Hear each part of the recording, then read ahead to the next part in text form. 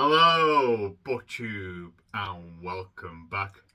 So it's it, folks. It's all been done. The Baillie Gifford non-fiction prize for 2025. The winner has been announced. A quick recap of what the Baillie Gifford is.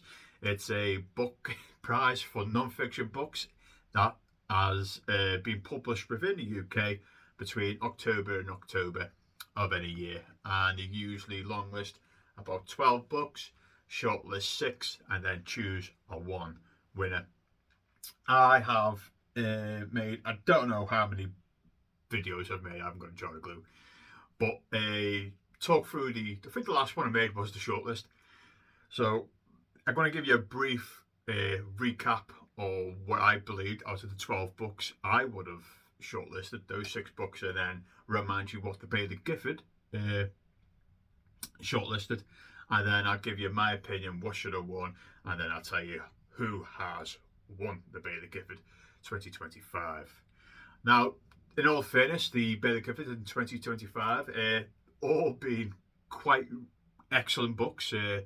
Only one what I consider meh, and then a disappointing one, and then strong contenders. So without further ado, let's look at the 6 that I thought was worthy of a shortlist of 2025.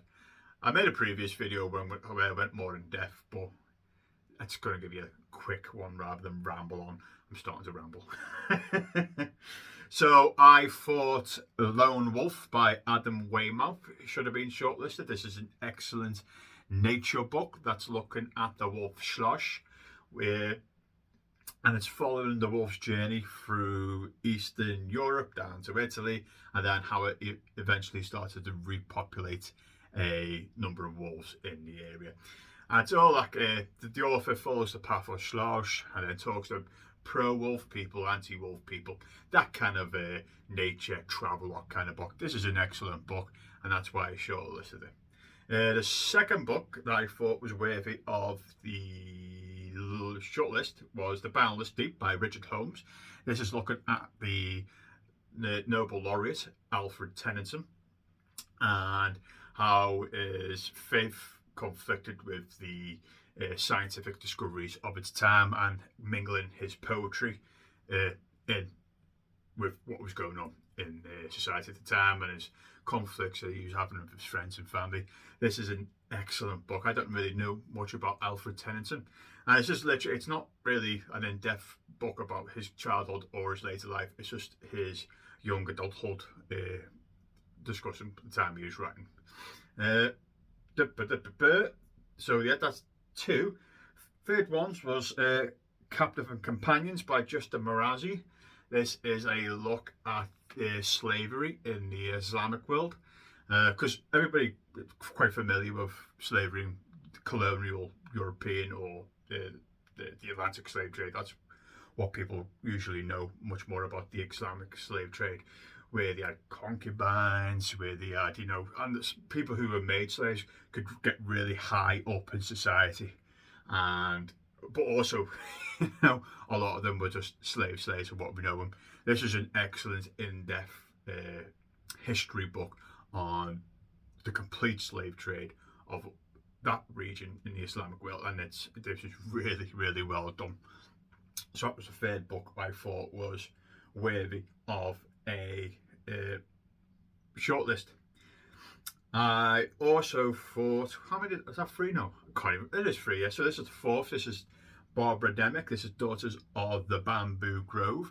This is by Barbara Demick, and this is about the one-child policy in China and how the story is based around 2 twins. So one twin was basically kidnapped and sold to an American who adopted her. Well, the American knowing that she was stolen. And it's all like compared and contrasting, an American upbringing with a Chinese upbringing, and then eventually them two getting together and trying to find their sister relationship again. Really excellent book, worthy of a shortlist indeed. I also what did I do? book 5, I did, it was quite close to this one. So I did John and Paul by Ian Leslie. This is looking at John Lennon. I was supposed to call him John McCartney. I was like, that's wrong. So John Lennon and Paul McCartney's relationship, how they come together and wrote all the songs. George Harrison and Ringo Starr are very much pushed to one side. This is really focusing on those two protagonists from the Beatles and their working relationship throughout the 1960s, and then how they kind of treated each other in the 70s as well until John Lennon's death. I love a good Beatles book. I thought it was really well done, really well researched, and that's why I shortlisted it. And the last book I actually read for the long list was The Revolutionists, which is, I thought, excellent. This is why I shortlisted it. This is by Jason Berg, and this is looking at basically terrorism in the 1970s, really focusing on Carlos the Jackal and how they networked across Europe and in the Islamic world, and how they basically managed to start off small and then grow up and do some really, really terrible things, and how eventually they got caught in the end. The author interviewed, agents who were working on the case with people who were accused of terrorists, and this so good, and that's why I shortlisted it. So they're my 6. So it was John and Paul, Daughters of the Bamboo Grove, The Revolutionists, The Boundless Deep, Captives and Companions, and Lone Wolf. They were my 6 of the shortlist. The Baillie Gifford 6 were Lone Wolf, what I talked about. They also did The Boundless Deep, also what I picked. They also did Captives and Companions, which I also did. And they also shortlisted Captives and Companions, which I also did. So there's only a 2-book difference. They didn't shortlist Daughters of the Bamboo Grove, or John and Paul. What they shortlisted instead was the collected diaries of Helen Garner. Helen Garner is an Australian author, and it's basically in diary format, and it follows her life from her debut in the 1970s. The book's split up into 3 chunks, so it's getting into the writing business and meeting up with her husband. Second part is living the life of a writer and then having conflict with her husband, and then messy divorce in the final book. This book is it is good. It was an excellent read. It was either this or John and Paul, which I was going to shortlist. The only reason I didn't shortlist it because I'm not really have not much experience with reading like a diary format, because one blurb, a sentence, another blurb, that's how it's written, because it's literally a diary, and it's literally thoughts what's coming into a head straight away, and one paragraph might not lead to the next paragraph. It's very like stream consciousness on the page. So that's why I didn't shortlist it. And they also shortlisted, which out of the 12 out of the long list, I thought was the mare book for me, and that was by Francis Wilson, Electric Spark. This is a biography of Muriel Spark. I was going in there expecting a out and out biography, and it's much more of a funky kind of quirky biography, which they mingle what we don't know about Muriel with her writings. And I just didn't gel with me at all. So that was their 6. So The Boundless Deep, The Revolutionists, Captives and Companions, what else? The Lone Wolf, Helen Garner's Diaries, and Electric Spark. So fairly similar shortlists.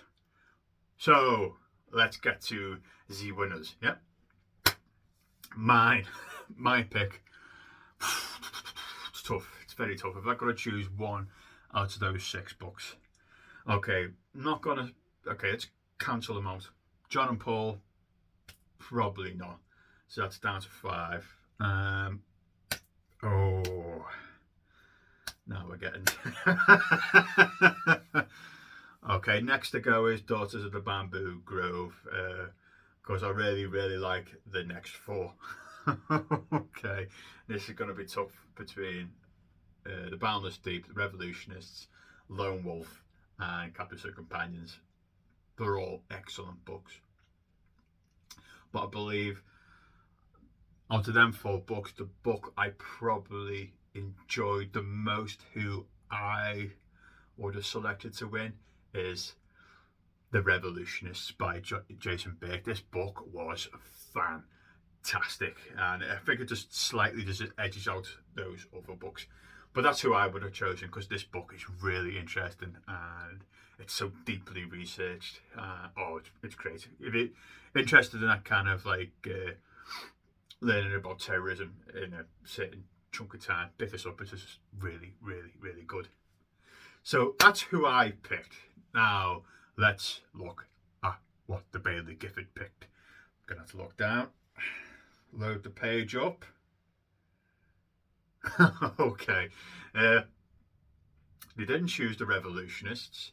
What they choose was, and the winner of the 2025 non-fiction prize for the Baillie Gifford is The Collected Diaries of Helen Garner. I think when I made the short list video, I think I said I had my Scooby feelings out that this book might win. And you know, I enjoyed it. It is a good book. It's just at that diary format thing, which didn't really, put it up there with the rest of the books that I read. And I forgot also that she substitutes names of just letters, so it could be M or J, and sometimes you're like, who's that again? Hang on, let's go back. It's him. It's here. And sometimes you just lose yourself. But nonetheless, it's a really well written book. It's interesting. She's witty throughout it. It's quite sad how